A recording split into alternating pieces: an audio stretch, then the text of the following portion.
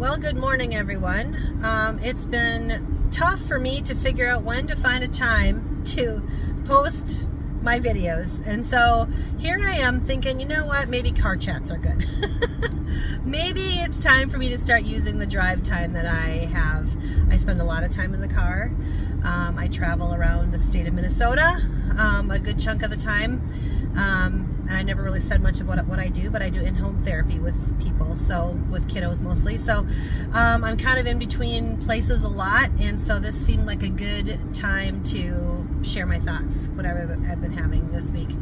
So, and part of the thing too is like I've been going through transitions where I've become like not lazy, maybe it is lazy, but distracted.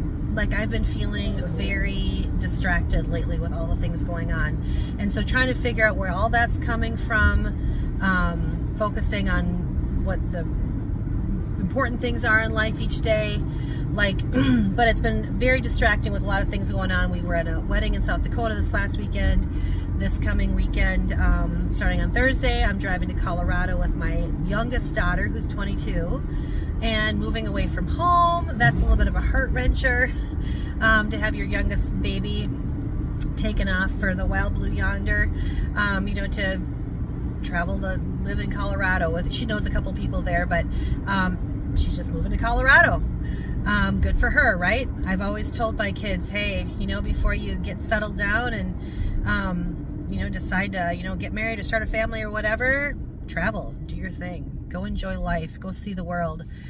You only get so much time to do that. But as I am watching my daughter do that, there's a little bit of a, Carrie's getting old. And why isn't Carrie traveling? So my husband and I definitely have, plans and things we'd like to do with our lives, but sometimes it feels like those get put on hold for other things at the moment that are more important. So if that makes me distracted, I guess maybe that is the case. I think what struck me the most through this time of like just contemplating this move with my daughter and such is watching her go through all her stuff. And for years she's had all these things that she's kept, and she lived in another house with a friend for a year, and she's got all these pictures and just things, little knickknacks, and this coffee pot and that device and that thing. And I'm watching her go through her totes and look at her stuff and decide on the quality or what it means to her, and decide, can I drag this to Colorado, or does this need to get sold? And I've already watched her sell several pieces of furniture that just aren't going to fit in the car. And so we're taking my car, which I have like a larger, not large, but mid-size SUV. The snowmobile trailer will get packed with her mattress and things like that, and some larger items. And then her car, she's got a Ford Explorer, so it's got a fairly big space. But so basically 2 car spaces and a snowmobile trailer is what she's got to move these things. And so I've watched her go through and find the value of each item. And ironically, it was kind of interesting. She has this ginormous beanbag, and it's huge. Like you couldn't shove it in the back of my SUV, like it's that big. So she took the cover off of it and bought a king size, like one of those thick bags that you suck the air out of. And then she sucked that thing down to, it's about maybe a third of the size it was, because it's memory foam inside, so it just compressed and compressed and compressed and compressed. But I watched her work really, really hard because that beanbag was coming to Colorado with her. Even in place of her favorite flower chair. She's like, Mom, when I come home for Thanksgiving, like I can fit the chair in then. The beanbag was not going to be left behind. And the interesting thing is, as I go through, like now, with what's going on in life, I have to like make assessments. Yes, I'm still hanging onto my steering wheel. What's valuable? What's not? What do I keep? What do I pack away for later? What's good for me? What should I keep in life and keep doing, even though it's hard and I don't really like it? But this is good for me. So I'm watching her go through all of that business and then deciding like, what can I fit in my car and what can't I? Because it all has to go in like little Tetris, you know what I mean, to see what we can do. And we're driving out separately, so we still have, the passenger seats of the car. We're both going to be driving our separate cars, but going out there together. It's about 14 hours. We're both looking at each other going, that's a long drive, especially without a passenger, to keep you talking and awake. Are we going to end up doing a lot of talking with each other? Maybe. The goal is to leave at like 4 a.m. and, just if we need to take breaks, we got them, but it's going to be a long drive. So going through all these processes, physically, emotionally, obviously spiritually, that's a big thing. She's got to find herself a new church home out there. She's got a guy friend that she met, that they, obviously that's one friend she has and some of his friends that she knows, but nobody's super close. You know what I mean? So she's literally going to build her world again from the ground up. And I wonder sometimes if there isn't a benefit to that. Like if that's what God calls you to do, you absolutely should. Don't be fearful of that. But to build your life from the ground up in a different location. Easier maybe in a different location. To rebuild your life from the ground up and stay in your same location, that's actually probably more difficult. And contemplating that is interesting because sometimes we get into a space where we literally need to strip it all down, wash it, clean it, throw some stuff out, replace some things, look at everything and decide what the value is. And I feel like maybe we should be doing that more on a daily basis. Maybe there's more value in instead of becoming apathetic and just custom. I love the word content. Content is a great word because the Apostle Paul said, I have learned in whatever situation I am in to be content. I love that.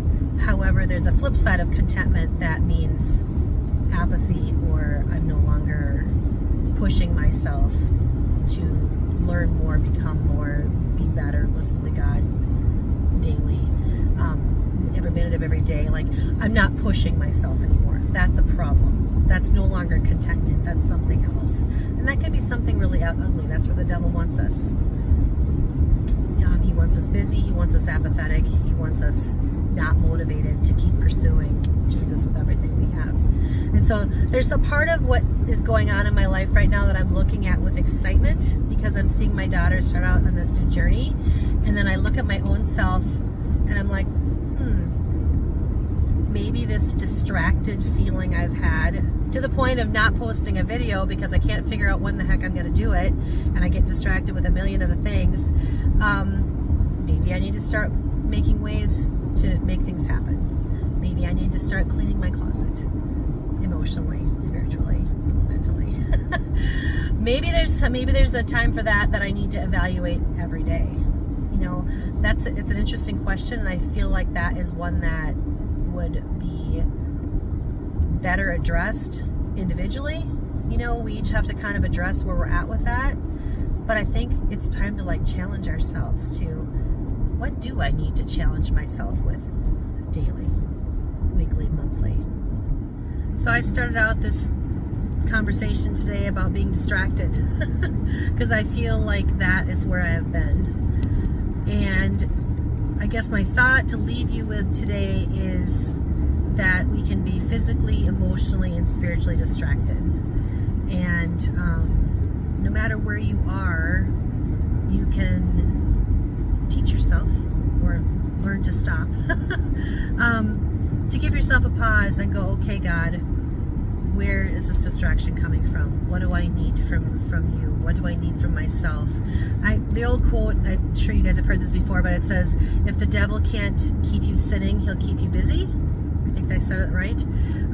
But if you're not, I feel like that. I don't feel like I'm committing egregious sins every day. However, busyness still causes me to stray from maybe the focus that I feel like I should have, or the direction that God would like to speak to me in going, or maintaining focus on where I need to be, the motivation and where I need to be.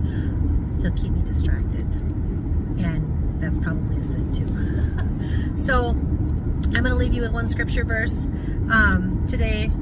It's the when I kind of said where Paul was talking about being content, and I have a whole lot of respect for Paul, the guy who was in prison for a whole huge chunk of his time, who traveled, who got himself in worlds of hurt and worlds of trouble all over the place, and still managed to write, I think, 13 books of the Bible, and have some ridiculously awesome insights. He was obviously nurturing and growing his God connection daily, possibly moment by moment, because he had nothing else to do but sit and think when he's in prison or traveling or getting bit by snakes or whatever thing he was into that day. But this is what he wrote. This is Philippians 4:11 through 13. Not that I was ever in need, for I have learned to be content with whatever I have. I know how to live with almost nothing or with everything. I have learned the secret to living in every situation, whether it is with a full stomach or empty, with plenty or little. For I can do everything through Christ who gives me strength. And that last part we know a lot, but I think we focus less on the part where it says I can do with little or with much, and we think about our stomachs. And I'm not sure that's part of it, but I'm wondering if he was also speaking to like our emotional state, our spiritual state. And we have to work to refill our tanks that way. That's something the world can't take from us, but we can give it away. We can give it up. So think about that today. What are you giving up? What are you letting distract you from what is maybe the most important thing you could do? So have a good week, everybody. Catch you in the next time.